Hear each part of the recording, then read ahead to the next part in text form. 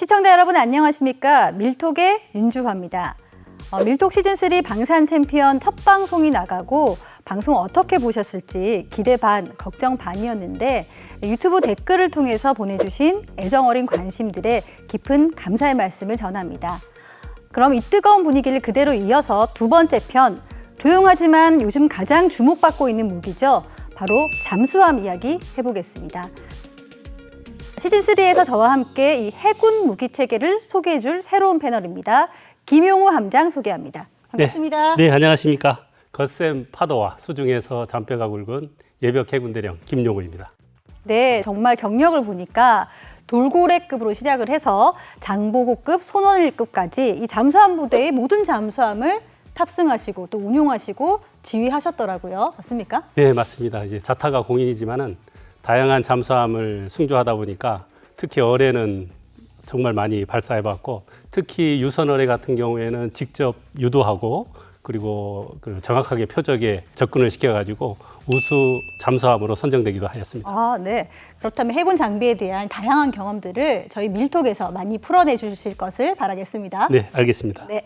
그리고 잠수함에 대해 이야기 나눌 기업체 관계자 모셨는데요. 요즘 핫한 잠수함인 장보고3 아버지와 같은 분이십니다. 한화오션의 김일홍 상무 모셨습니다. 반갑습니다. 네, 안녕하십니까. 네, 상무님은 회사 생활의 대부분을 이 안창호함과 함께 했다 이렇게 들었습니다. 맞습니까? 네, 맞습니다. 제가 1998년에 한화오션의 잠수함 설계부로 입사했고요.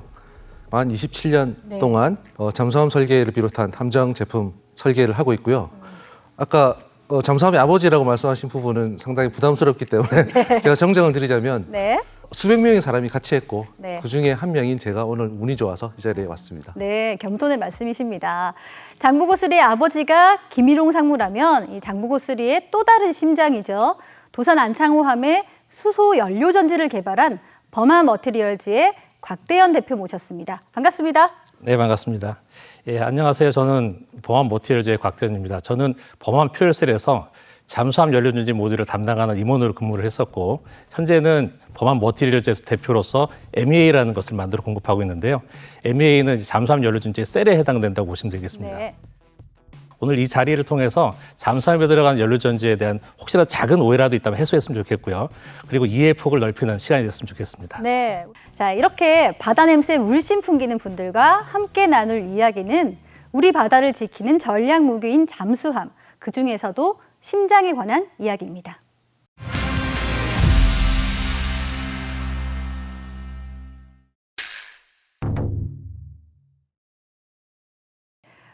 중학교 지리 수업 시간에 한국은 삼면이 바다인데 그 바다의 특징이 다 다르다고 배웠습니다. 서해는 수심이 얕고 또 남해는 섬이 많고 동해는 바다가 깊은데 이런 지리적 환경이 이 잠수함 개발에도 영향을 미칩니까? 어떻습니까? 네, 많은 영향이 있다고 봐야 되고요. 일단 저희 잠수함 설계는 가장 극한의 조건을 요구 조건으로 이 잠수함 설계 인풋으로 저희가 설계를 해야 되는데 서해의 낮은 수심, 또 그때의 해수 밀도, 또 해수 온도, 공기 온도, 또 동해까지 이 아우르는 전체의 가장 극한의 상황을 기본으로 설계를 해야 되기 때문에 상당히 쉽지 않다고 말씀드릴 수 있겠습니다. 솔직히 그 잠수함을 타지 않을 때는 뭐 잠수함을 솔직히 얕봤습니다. 그 이유는 제가 SSU 10회 잠수사인데 또 우리 바다 이 삼면의 바다는 너무 깨끗하고 좋지 않습니까? 또 특히 동해 같은 경우에는 다이빙을 하게 되면은 맑고 깨끗해서 정말 시야가 넓습니다. 그리고 잠수함 같은 경우에는 한 1000톤급 이상이기 때문에 엄청난 큰 무게가 있기 때문에 제가 멀리서 다 보일 수 있을 거라고 그래서 얼마든지 동해에서 잠수함이 나타나도 찾을 수 있을 것이다. 이렇게 생각했는데 직접 잠수함을 타보니까 제가 식별을 하지 않은 곳에서 잠수함 작전을 하더라고요. 동해는 태평양보다 아주 작은 해역이지만은 표층, 중층, 심층 그리고 또 대양에서만 발생하는 표층수와 심층수도 이렇게 순환을 해서 작은 태평양이라고 이렇게 부르고 있습니다. 많은 해양학자들이 연구도 많이 활발하게 하고 있고 그래서 이제 우리 동해에 대해서 우리가 잘 알고 그리고 또 지켜야 될 바다라고 지금 생각을 하고 있습니다. 네. 동해라는 이름보다 이렇게 작은 태평양이라고 하니까 느낌이 훨씬 더 글로벌한 느낌이 납니다. 말씀하신 대로 이게 넓고 깊은 만큼 잠수함이 활동하기 굉장히 좋을 것 같은데 예전 밀톡2에서 저희 문문식 교수가 나왔을 때 그러나 이제 우리 한반도에는 아까 양재도 얘기했지만은 잠수함 천국이라고 해요. 한반도는 잠수함이 천국이다. 이렇게 예. 얘기를 하셨어요. 맞습니까? 예, 실제 제가 잠수함 작전을 해봐도 맞습니다.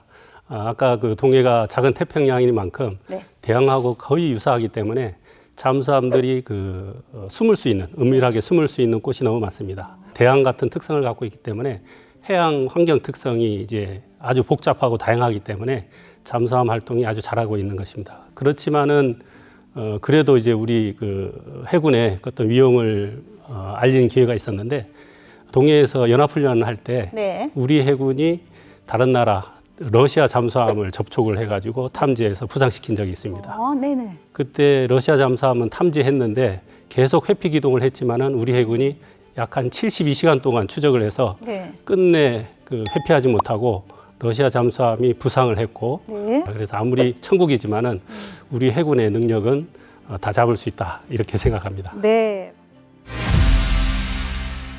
동해상에는 여러 국적의 핵추진 잠수함과 재래식 잠수함들이 활동한다고 하는데 역사적으로 봐도 이 포클랜드 전쟁 당시에 영국의 핵추진 잠수함은 빠른 속도로 달려와서 아르헨티나의 순양함을 격침시켰고요. 또 아르헨티나의 209급 잠수함은 정숙함을 무기로 해서 영국 함대를 휘젓고 다녔습니다. 재래식 잠수함과 핵추진 잠수함 각각의 장단점이 있는 거겠죠? 명백한 차이점이 있는 거고요. 네. 일단 핵추진 잠수함은 가지고 싶다고 해서 가질 수 있는 게 아니기 때문에 그렇죠. 네. 핵추진 잠수함을 가질 수 없는 나라들의 최선에 대하는 재래식 잠수함이고요. 네. 재래식 잠수함은 아주 조용하기 때문에 네. 충분히 매복 작전을 할 수 있고 매복을 잘하면 핵추진 잠수함도 상황에 따라 겁내지 않아도 된다. 저는 사실 핵잠수함이 굉장히 잠안 기간이 길고 전략적으로도 굉장히 의미가 있다고 생각하지만 재래식 잠수함도 못지않은 의미가 있다고 생각을 합니다. 한 예로 보통 일반적으로 사람들이 핵잠수함이 있으면은 재래식 잠수함 필요도 없는 거 아니냐 이런 생각들을 해요. 네. 근데 이미 핵잠수함을 보유하고 있는 나라에서도 재래식 잠수함을 사거든요. 한 예로 인도 같은 경우도 네네. 이미 핵잠을 보유하고 있는 핵잠 보유국입니다. 네. 그럼에도 불구하고 최근에 연료전지 잠수함 같은 재래식 잠수함을 구매하겠다는 의견들을 많이 지형적인 상황 그리고 정세적인 상황에 따라서 재래식 잠수함도 얼마든지 핵잠이 있어도 필요하다라는 게 제 생각입니다. 저는 제게 함장님께 여쭤보고 싶은데 네. 핵추진 잠수함이 속력이 빠르기 때문에 네. 재래식 잠수함이 어뢰를 쏴도 회피할 수 있나 이런 궁금증은 저도 항상 있거든요. 핵잠수함고 재래식 잠수함의 운용자가 누구냐. 포클랜드 해전에서 아르헨티나의 209 잠수함이 정말 많은 역할은 했지만은 별 다른 어떤 전쟁에 승패는 좌우하지 못했습니다. 네. 그렇지만은 우리 해군의 209 잠수함이 들어오면서부터는 209 잠수함의 어떤 업적이 엄청 날로 증가했거든요. 그것은 바로 잠수함 승조원들의 어떤 능력이지 않나 그렇게 생각합니다.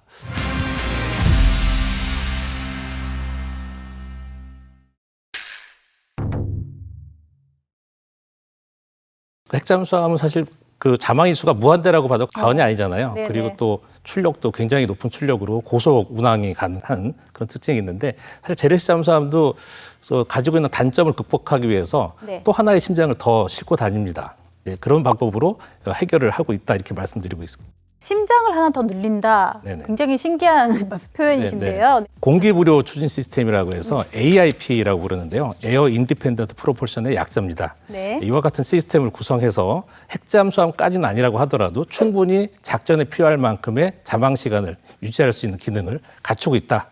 이렇게 말씀드릴 수 있겠습니다. 구체적으로 어떤 것을 뜻하는 건지 왜냐하면 사실 전문적인 분야라 일반 시청자들은 굉장히 이해가 어려울 수 있으니까 설명을 조금 부탁드릴게요. 네, 공기 부료 추진 시스템이라고 제가 말씀을 드렸는데 그럼 공기가 필요한 시스템이 있다는 얘기잖아요. 그죠? 네. 예, 공기가 필요한 시스템이 우리가 생각하는 내연기관입니다. 네. 근데 내연기관은 압축, 폭발 이와 같은 행정들이 필요하기 때문에 소음이 많이 날 수밖에 없어요. 네, 네. 그래서 잠수함에서 작전을 할 때는 사용할 수는 없죠. 반대로 공기부료 추진 시스템은 그런 문제점이 없다라는 뜻입니다. 예, 공기부료 추진 시스템으로는 크게 외연기관하고 연료전지로 이렇게 구분이 되는데요. 네. 외연기관에는 스털링 엔진 그리고 메스마 이와 같은 것들이 있습니다. 그래서 외연기관의 특징이 외부에서 그냥 연료를 태우는 거죠. 실린더에서 폭발시키는 게 아니라 태우는 거다 보니까 마치 가스레인지에서 불 켜는 것처럼 연료를 그냥 태우는 겁니다. 네. 그걸로 발생한 열을 이용해서 스털링 엔진을 돌린다든지 아니면 증기 터빈을 돌린다든지 해서 전기를 만들기 때문에 네. 내연기관이라든지 이런 것들에 비해서 훨씬 조용합니다. 대신에 스털링 엔진과 메스마와 같은 이런 외연기관들은 좀 단점이 있는데 일단은 생각보다 그 출력 대비 크기가 굉장히 큽니다. 어떤 연료를 태우기 때문에 이산화탄소 같은 게 발생을 하죠. 그럼 그 발생한 이산화탄소를 어떻게든 바깥에 내보내야 됩니다. 그래서 배출에 따른 문제가 있고 또 스털링 엔진 같은 경우는 배출을 위해서 좀 어느 정도 부상을 해야만 하는 약간 전략적으로 좀 제한되는 그런 특성들이 있습니다. 반면에 연료전지는 외연기관 대비 2배 정도 가까이 효율이 높고 네, 그리고 무엇보다 발생하는 배출가스가 없고요. 그리고 기계 장치가 아예 없기 때문에 소음이 일체 없다. AIP를 비롯한 연료전지 체계는 뭐 종류가 여러 가지가 있는데요. 스털링이라는 스웨덴 제품도 있고 네.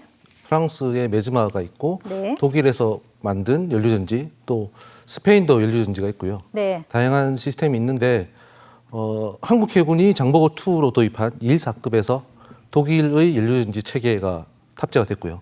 저희가 한국 해군과 같이 장보고 3 배치 1을 위해서 국산화한 연료전지 체계를 현재 탑재해서 배치 2까지도 6척 지금 탑재 계획을 세우고 건조를 진행하고 있습니다. 네, 이제 수소 연료 전지를 추가로 탑재를 한다는 거죠. 네, 맞습니다. 네, 그렇다면 수소 연료 전지 잠시 설명을 있었지만 조금 더 부가적으로 해주시면요. 사실 잠수함은 수중에서 이제 배터리에 충전된 전기를 이용해서 추진을 하게 되는데요. 육상이 부상했을 때는 디젤 엔진으로 충전을 하면 됩니다. 근데 수중에서는 사실 디젤 엔진을 작동시킬 수가 없는 거죠. 네. 그러다 보니까 그때 이제 연료전지가 배터리를 충전하는 기능도 하고요. 그리고 또한 그 자체 출력으로 이동도 가능합니다. 네. 그래서 그 충전과 그다음에 그 항속을 위한 이동 목적으로도 다 쓰이게 되고요. 연료전지 기본적인 작동 원리를 말씀을 드리면 수소와 산소의 전기 화학 반응을 이용합니다. 네. 그래서 전기 화학 반응을 통해서 전기를 만들어내는 그런 방식을 사용합니다. 네, 기존 납축 전지랑 비교했을 때 작전 시간 이런 부분들이 큰 차이가 있습니까? 어떻습니까? 상당히 큰 차이가 있는 거고요.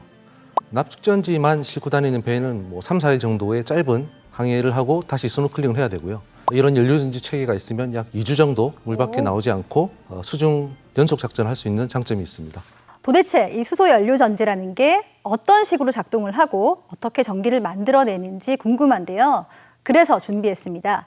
이 스튜디오를 넘어서 방산 현장을 직접 찾아가는 코너죠. 밀톡 현장입니다. 정영민 기자와 이중곤 교수가 이 수소 연료 전지의 최일선인 범한 퓨얼셀로 찾아갔습니다.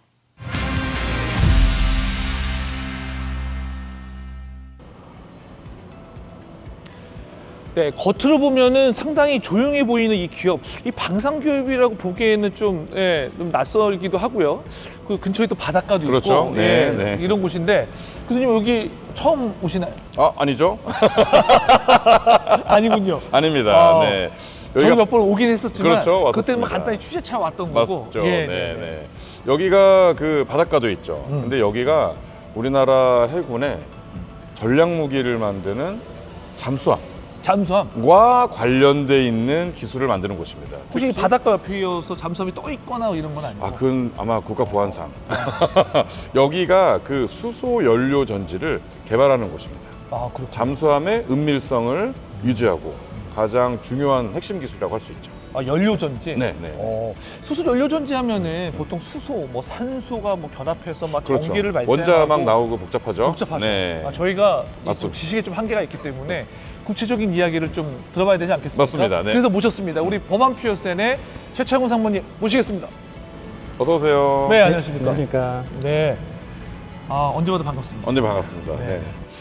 이 수소 연료 전지가 전기를 생성하는 동력을 생성하는 원리에 대해서 간단하게 설명을 좀 해주십시오. 네, 수소는 분자 상태로 있다가 백금을 만나게 되면은 전자와 이온으로 분리가 됩니다. 그래서 분리된 수소 이온은 특정한 막을 통해서 통과를 하고 멀리 돌아오는 전자는 그 다음 영역에서 산소와 전자와 수소 이온이 만나서 다시 물이 생성되는 과정을 거쳐서 전기가 생성이 됩니다. 바로 만나서 되는 게 아니군요, 그러면요. 역시 모든 거는 거쳐야 돼요, 많은 거를. 네. 자, 그럼 여기서 나오는 그 부산물들이 있을 거 아니에요, 만나면요. 물 말씀하셨죠. 물, 그렇죠. 뭐 잔엿 가스 뭐 이런 거 있지 않습니까? 이런 걸 어떻게 처리하나요? 통상은 오픈된 공간이라면 생성된 물과 미반응 가스들은 다 대기로 방출을 하는데 잠수함 같은 특수한 경우는 해당 부산물이 적게 나오는 게 우선 제일 중요하고요. 그게 기술이고 그래도 생성이 되면은 우선은 탱크에 담았다가 나중에 좀 활용을 하게 됩니다. 그러면 잠수함에 보통 이제 수소연료 전지가 들어가면 이게 발전 용량이 어느 정도 되나요? 뭐 작은 잠수함 같은 경우는 네. 뭐 중형, 중소형이면은 뭐 120kW가 2개 정도 활용이 되고 아, 120kW. 네. 조금 큰 용량은 120kW가 4개 정도 활용이 되고 아, 있습니다. 그렇군요. 지금 사모님께서 네. 보안상이어서 보안상이야. 크다 작다 이렇게 표현하셨는데 아, 작은 잠수함, 뭐 큰 잠수함. 손원일급과 우리 부산 안창호급을 말씀을 이해를 돕기 위해서 네, 그렇군요. 그럼 구체적으로 한번 또. 그거는 말씀 못 하시기 때문에 제가 이제 설명 좀 드린 거고요. 그러시구나. 어디에 2개 들어가고 어디에 3개 들어간다는 걸 알면 아, 이거 큰일 노출이 납니다. 되잖아요. 맞습니다. 그러면 뭐 네. 이 작전상의 이 자망 시간이 노출되니까 이거 안 돼요. 네, 그렇습니다. 이 수소를 이 바다 깊숙한 곳에서 어떻게 저장하는지. 그래서 수소 저장 합급 방식으로 금속인데 거기에 수소 화물을 만든 형태로 보관을 하고 있다가 특정한 조건이 되면 다시 수소를 빼내서 쓸 수 있는 그런 방식을 쓰고 있습니다. 근데 교수님 뒤쪽에 네. 이 장비가 있어요. 오오오.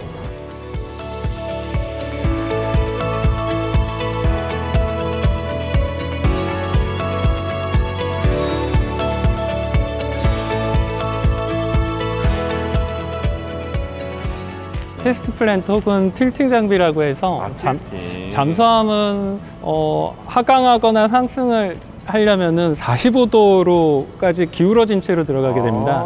그래서 연료전지는 어떤 기체나 액체, 유체류를 다루는 건데 이게 기울어졌을 때도 그런 성능이 제대로 나오는지를 검증해서 해야 돼서 그런 걸 검증하는 장비입니다. 아, 그러면 최대 45도까지만 하면 되는 거네요? 그렇다고 90도까지는 않을 거 아니에요? 네네네. 그렇죠. 일단 아, 45도. 이게 핵심이네, 핵심. 이건 또 국내 최초의 장비, 직접 개발하신 장비시죠? 네, 이게 생각보다 좀 큰 형태고 이렇게 뭐 땅도 좀 파고 해야 돼서 현재 기준은 또 저희 회사만 보유하고 있는 장비로 알고 국내? 있습니다. 네네네. 이거 귀한 장비네. 근데 제가 봐도 이 질문이 좀 그랬던 게, 이 세계 두 번째 최초로 아이, 개발했는데 그러네요. 장비도 최초죠. 장비도 최초지. 네. 그렇죠. 우리가 공부를 더 하고 와야겠습니다. 네, 네, 알겠습니다. 네.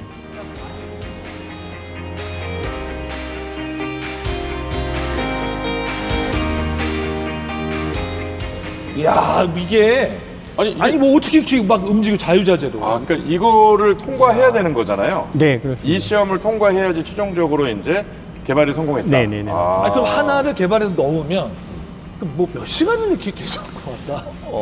그건 아니고 이제 기울어진 채로 최대 출력과 이제 그 모든 기능이 정상적으로. 정상적일 때 할 수 있는 기능이 다 되는지를 확인하는 겁니다.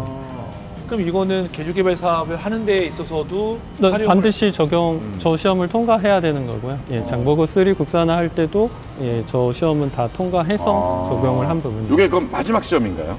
마지막은 아니고 네. 좀 특수 시험이긴 합니다. 그렇군요. 네. 자, 그러면 수소연료 전지가 충전이 돼서 이제 작전이 들어가면 이제 바다로 들어갈 거잖아요. 그러면 잠항이 이루어지면 얼마 정도 오래 있나요? 우선 잠수함용 연료전지를 활용한 AIP 시스템은 현재 기준은 최대 3주에서 4주 이상을 목표로 좀 개발이 된 부분이고요. 기존의 2주 미만인 것보다는 거의 100% 이상 높아진, 길어진 잠항 시간을 갖는. 그러면은 한 달 꽤 동안은 그 물 위로 안 올라오고 네, 맞습니다. 물 속에서 작전을 할 수 있는 거네요. 이거 어마어마. 잠수함용 연료전지는 세계에서 두 번째로 저희 회사가 세계 두 번째로요? 성공한 건데 이런 잠수함 연료전지의 그 실전 배치에 성공한 것 때문에 현재 뭐 폴란드나 캐나다에 많은 수출 검토가 되고 있는 상황입니다. 그렇군요. 이런 거에 더불어서 추가적으로 좀 더 수출 경쟁력을 갖기 위해서 저희가 원가를 줄이고 단위 모듈 부피를 좀 줄이고. 최소화해서 좀 더 다양하게 가져갈 수 있는 그런 걸 개발하는 과제입니다. 아, 그러면 이제 수출형 어떤 연료전지 모듈에 초점을 맞추고 지금 개발을 하고 계십니다. 네, 기존보다 좀 더 성능은 동등 혹은 개선을 하면서도 원가는 줄이고 부피를 좀 단위 모듈을 줄였기 때문에 이게 여러 개 조합이 가능해서 리던던시가 증가하는 그런 효과도 있습니다. 여기가 수소 연료전지만 이것만 보고 가기가 너무 아쉬워요. 아쉽죠? 예. 네. 그래서 갈까 말까 하다가 뭔가 좀 다른 것 좀 없을까요? 네. 다른 거 혹시 네, 저희 숨겨둔. 방산 쪽에 이미 수많은 압축기라는 제품을 많이 납품을 하고 있습니다. 그래서- 압축기, 막 압축. 압축기. 네.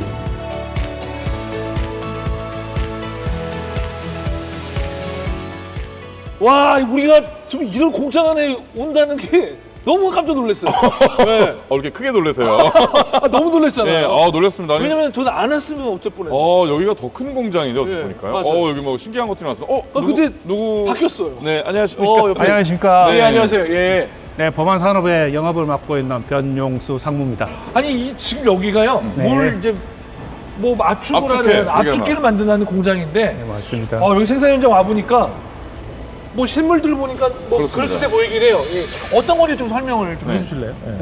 대기 중에 있는 공기를 압축하는 또 고압으로 높은 압력으로 이제 압축해서 저장하는 장비가 되겠습니다. 공기를 압축한다. 네.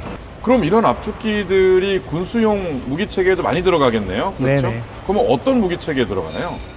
특히 함정 같은 경우에 수상함과 수중함에 들어가고요. 수상함 같은 경우에는 고속정, 호위함, 뭐예요? 그 다음에 구축함, 다 들어가네요. 네네. 그리고 잠수함에도 들어가고 있습니다. 아니 그럼 우리 해군 무기 체계에 다 들어간다고 봐야 되는 거잖아요. 네, 그렇습니다. 오래된 거는 이제 외자 장비가 들어가 있는데 네. 그것도 이제 국산화를 통해 가지고 저희 장비가 들어가고 있습니다. 그렇군요. 필수 장비네요. 필수 네. 장비, 핵심 장비네요. 네, 그러면. 맞습니다. 아까 수소 연료전지는 네. 전기를 생산하는 거였잖아요. 네. 근데 이 압축기는 수소를 압축해가지고, 그러니까 공기를 압축해서 뭐를 하는 거죠? 이게? 요 뒤에 이제 압력 용기 보시면 네. 중압 공기 저장 탱크라고 적혀 있지 않습니까? 네. 요거 같은 경우에는 디젤 엔진, 네. 디젤 엔진 시동할 때, 시동. 네, 시동할 때 초기 이제 네. 시동할 때에 필요한 에너지가 필요하죠. 그 그렇죠. 압축 공기가 에너지라고 생각하시면 됩니다. 압축 공기로. 네네. 공기로요. 그러면 스쿨을 돌리는 거예요? 아니 이제 피스톤이 지금 자동차 엔진 같은 경우 굉장히 직경이 작지 않습니까? 네. 디젤 엔진 같은 경우에는 큰 엄청 거는 크겠죠. 1m 정도 돼요. 네. 그거를 전기로 이제 구동할 수가 없는 거죠. 그렇군요. 그러면은 이제 실린더에 압축 공기를 넣어주면서 착화 순서에 따라서 하고 어느 일정 회전수가 올라오면 그때부터 연소를 하는 거죠. 그리고 이게 또 장보고 3. 우리 수소 연료전지도 장보고 3에 맞습니다. 탑재가 되고 있고, 네. 이것도 탑재가 되고 있는. 네, 정보고스리의 지분이 많으시네요. 그러니까, 두 가지가 있습니다. 네. 그러니까 어느 하나만 있으면 안 되는 거예요. 그렇죠. 같이 다 같이 있어야 되는 거예요. 맞습니다. 네. 오늘 너무 설명해 주셔서 너무 감사합니다. 네. 여기 안 왔으면 어쩔 큰일 날 뻔했어요. 뻔했습니다. 네. 오늘 말씀 고맙습니다. 고맙습니다. 네, 네. 감사합니다. 네. 네. 와, 교수님 오늘 저희가 수소 연료전지, 그러니까 그렇죠. 잠수함 편의 가장 핵심, 네. 장비라고 할 수 있는 수소 연료전지를 오늘 한껏 보여드렸고, 그렇습니다. 현장을 보여드렸고, 그렇죠. 많이 보안이 많이 가려져서 지금 다 보여드릴 수 없어서 좀 아쉬웠지만, 어쩔 수 없습니다. 그리고 네. 거기서 플러스 덤으로 해서 네. 요거 압축됐습니다. 압축됐습니다. 똑똑하게 네. 압축기까지 저희가 네. 한목에 이 자리에서 다 보여드릴 수 있었던 거 너무 뜻깊었습니다. 맞습니다. 네. 어떻게 보면은 우리 중소기업의 또는 중소중견기업의 핵심 힘을 느낄 수 있었고요. 특히 우리 공기 불요, 공기가 필요 없다는 얘기죠. 그 시스템을 가지고 잠수함이 3주에서 거의 한 달 동안 잠항을 할 수 있다는 거는 어마어마한 경쟁력이죠. 그렇습니다. 그리고 사이즈를 줄이고 부피도 줄이면서 조금 더 경쟁력 있는 수출 시장으로 나간다는 것 굉장히 중요할 것 같습니다. 그렇기 때문에 앞으로 우리 미래에 정말 모든 국가들이 정말 필요로 하는 우리 기술이 정말 수출되는 그렇습니다. 그런 날이 오리라 생각합니다. 자, 지금까지 밀톡 현장 방산 챔피언 안녕. 안녕.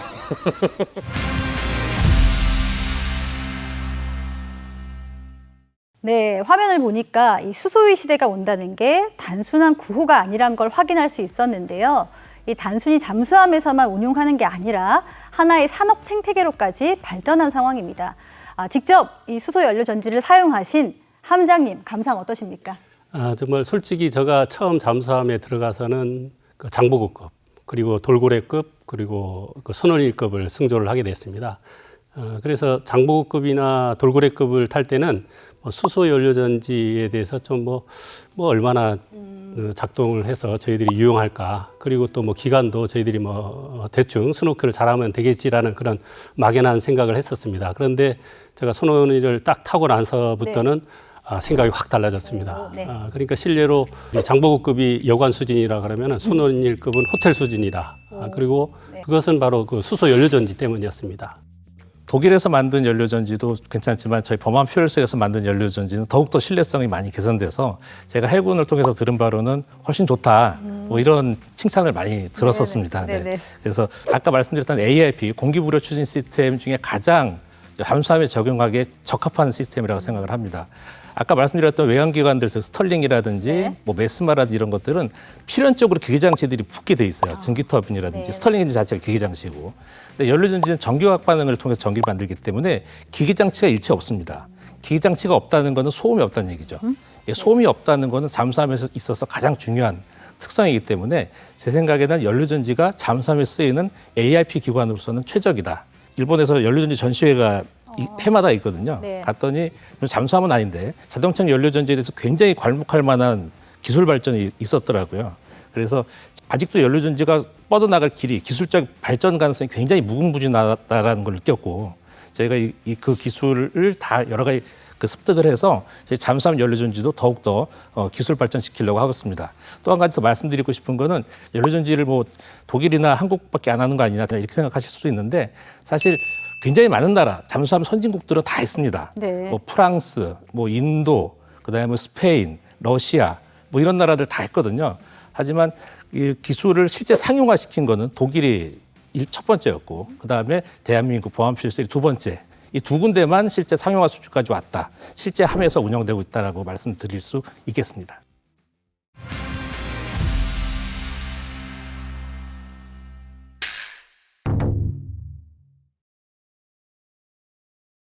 자, 수소연료 전지의 가능성에 대해서 확인할 수 있었는데요. 그런데 우리의 경쟁자라고 할 수 있는 일본 같은 경우는, 일본의 잠수함 같은 경우는 이 AIP를 포기했다 들었습니다. 사실 일본 사람들이 굉장히 꼼꼼한 사람들입니다. 그래서 연료전지를 사실 잘하거든요. 근데 연료전지를 사실 이번에 그 소류급에서 적용하지 않았던 것들에 대해서 상당히 많이 좀 의문점을 가졌어요. 근데 제가 알고 있기로는 일본도 연료전지에 대해서 굉장히 깊이 검토를 한 걸로 알고 있습니다. 그 전에 스털링 엔진 썼던 거는 사실 스털링 엔진이 굉장히 그 피스톤 사이에 굉장히 그 헬륨이나 수소 같이 굉장히 투과성이 높은 가스를 써야 되는 거예요. 근데 기계장치들이 이렇게 움직이다 보면 마모가 생기고 이 누설이 반드시 생기게 됩니다. 그래서 일본이 스털링을 버리게 된 계기는 제가 알고 있기로는 그 생각보다 수명이 너무 짧다. 네. 네. 그 손이 너무 많이 간다. 그리고 그 아까 말씀드린 것처럼 크기가 너무 크다, 출력 대비. 그리고 가스를 배출해야 되기 때문에 그 배출에 따른 작전 운용성에서 문제가 많다. 이런 부분들 때문에 연료전지도 검토를 했는데 잠수함 연료전지는 해본 적이 없습니다. 물론 이제 무인 잠수 정도 조그맣게 하긴 했는데 그건 잠수함이랑 좀 규모가 다르죠.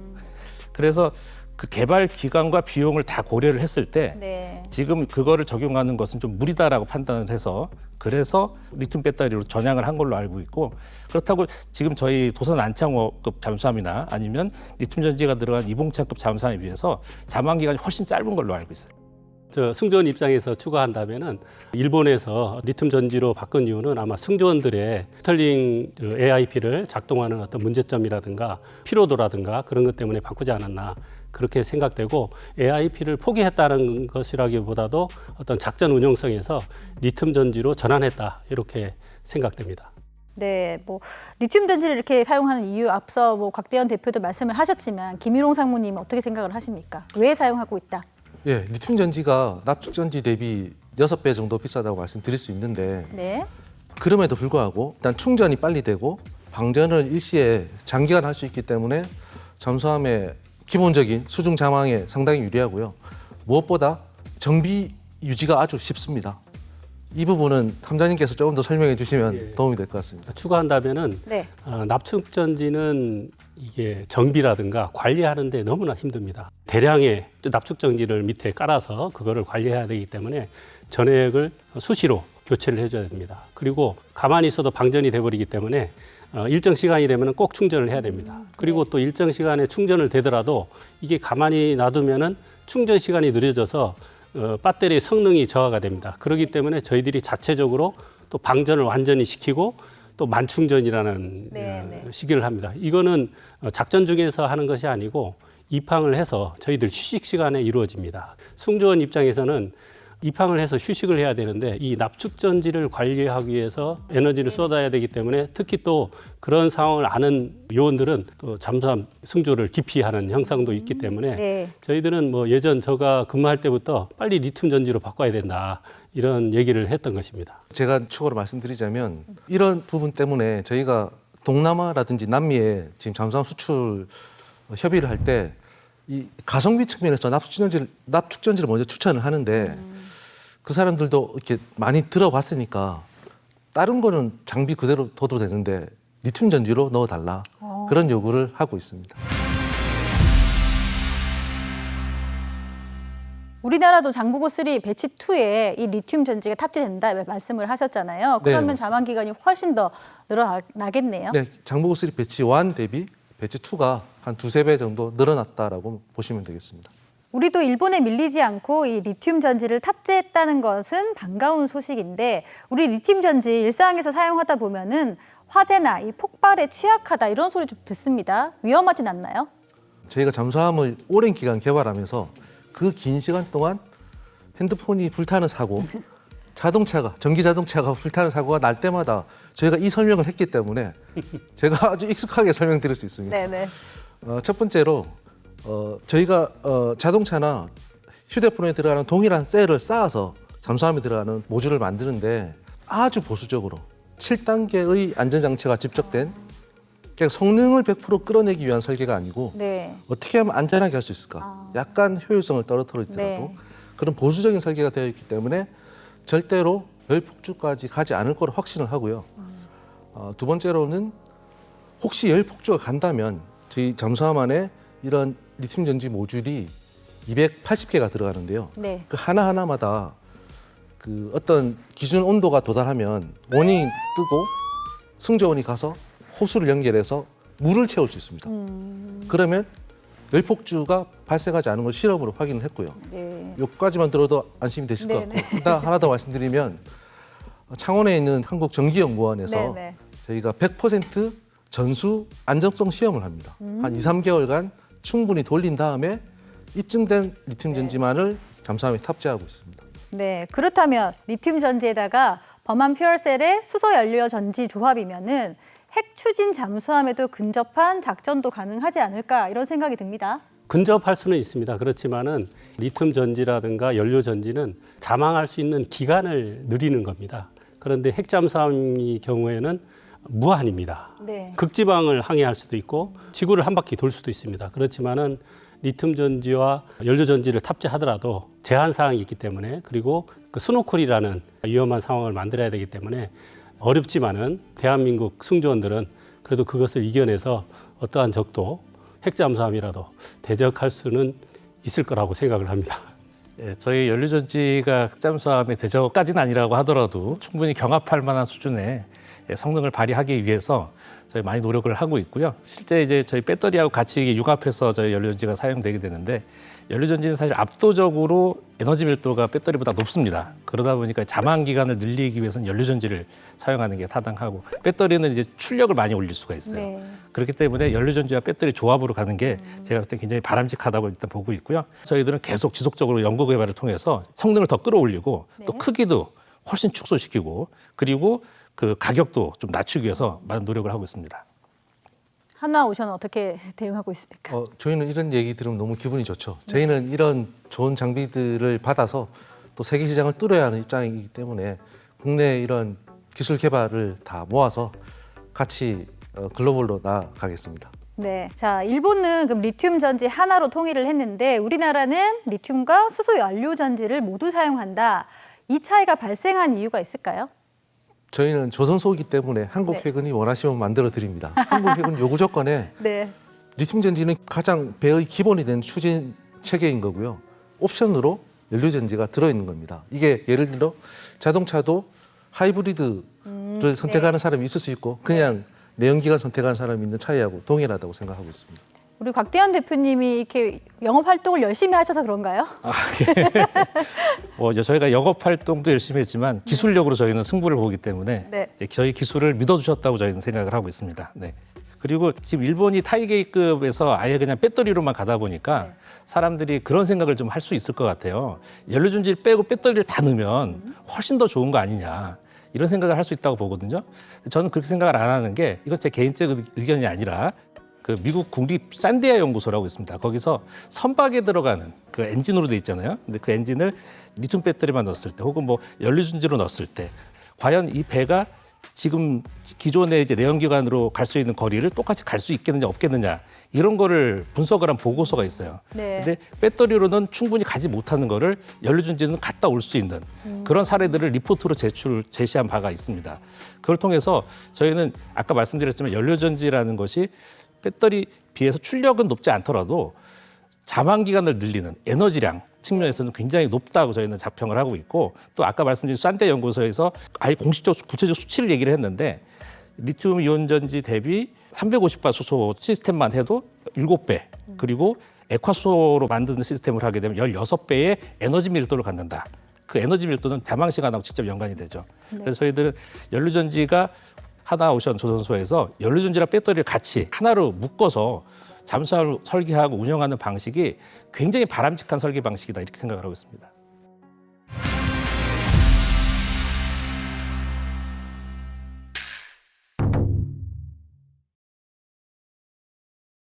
(3,000톤급) 잠수함을 최대 12척까지 도입하는 60조짜리 대형 사업 CPSP 사업에 우리 잠수함이 뛰어들었습니다. 우선 이 캐나다 잠수함 사업 어떻게 진행돼 가는지 이 김일홍 상무님 한창 뛰고 계시죠? 네, 한창 뛰고 있기 때문에 구체적인 말씀을 드릴 수 없어서 죄송한데요. 네. 세계 재래식 잠수함 시장에서 내놓으라 하는 제조사들이 다 지금 집중하고 있습니다. 우리의 가장 큰 경쟁자는 어딘가요?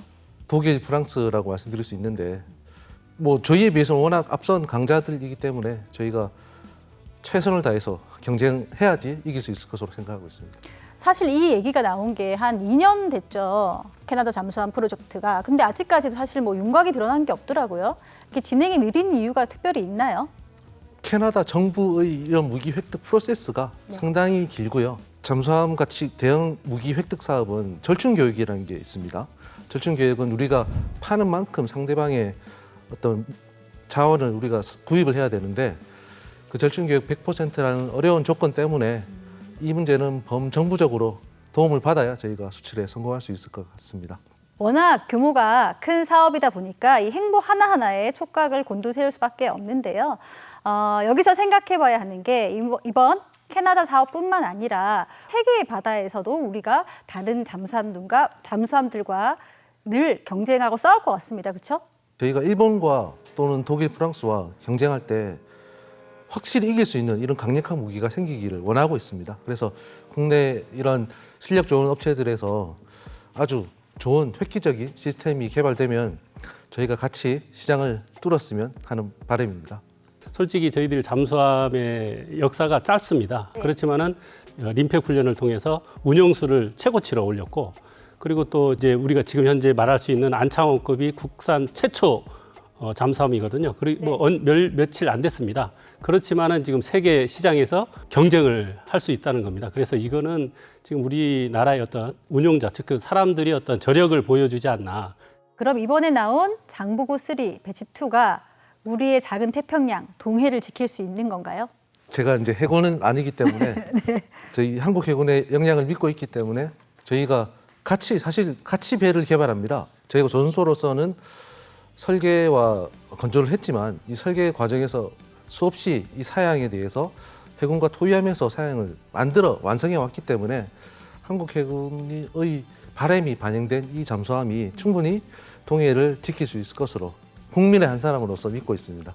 네, 저도 그 상무님 말씀하신 거에 완전히 동의하는 게 저희 대한민국 그 안창호급 잠수함 그리고 그 배치2로 나온 이봉창급 잠수함 저희 3면 둘러싸인 우리나라 지정학적 위치에서 가장 최적화된 솔루션이라고 생각을 하고 있습니다. 그래서 그 삼면의 바다를 안전하게 지키는데 충분한 그런 역량을 갖추고 있다. 그렇게 생각을 하고 있습니다. 그래서 이제 잠수함은 다른 무기 체계에 비해서 이게 적지만은 아주 강한 무기 체계고, 그리고 은밀성만 보장한다면은 어느 무기 체계라도 대적할 수가 있습니다.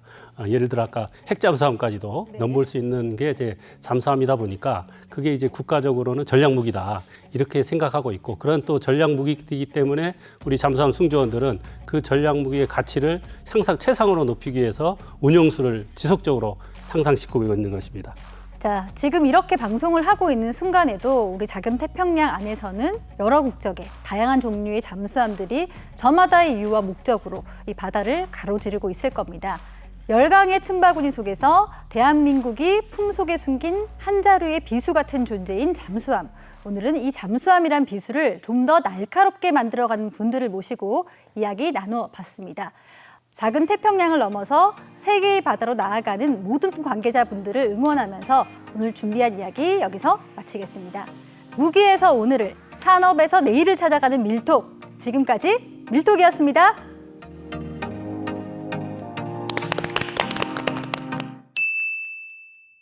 제가 안창호함 승선을 해서 연료전지 처음에 네. 시험 운항하고 셋업하고 이런 작업들을 직접 했었습니다. 네네. 저희가 연료전지를 딱 넣고 작동을 시키니까 안 되는 거예요.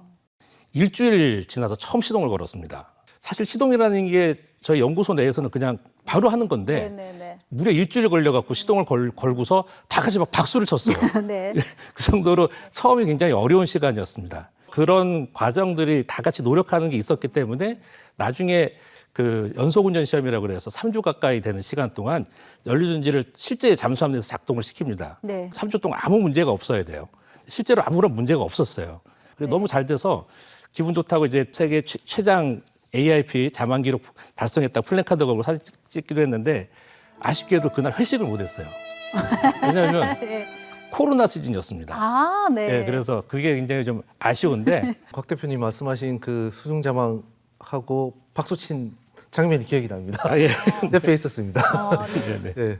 장보고 3 프로젝트만 보면 2004년에 개념 설계, 그리고 2008년에 기본 설계, 2012년 말에 상세 설계 및 건조, 그리고 2021년에 배가 인도, 총 17년인데요. 제가 보기보다 이렇게 나이가 어떻게 보이시는지 모르겠는데 저희 커리어의 대부분을 도산 안창호하고 같이 했고요.